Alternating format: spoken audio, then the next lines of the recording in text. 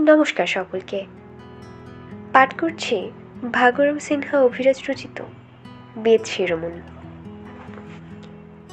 হে লক্ষণ, প্রিয় ভাই, বিস্ময়ে ভরেছে মন মম। কেমন ইয়ে বীর হনুমান, জ্ঞানের সিন্ধু অনুপম।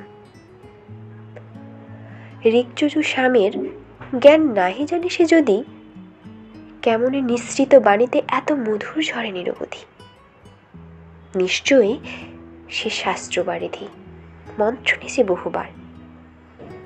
বেদ ব্যাকরণ তত্ত্ব হৃদয়ে জাগে তার অনির্বার।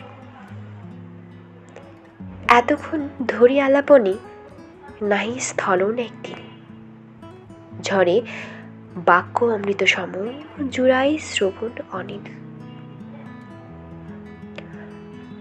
না দ্রুত না অতি মন্থর, কণ্ঠস্বর স্নিগ্ধ অতি। উচ্চতার ভেদ নাহি, যেন বিনার সঙ্গীত গাথি। সংক্ষিপ্ত অথচ গভীর, সন্দেহ নাহি তাহে লেশ।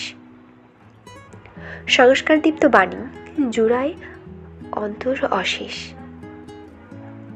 মাধুর্য ছোঁয়ানো বাক্য অমৃতের সমতুল্য। হৃদয় কারণে জাগে হর্ষ, যেন আনন্দ অতুল।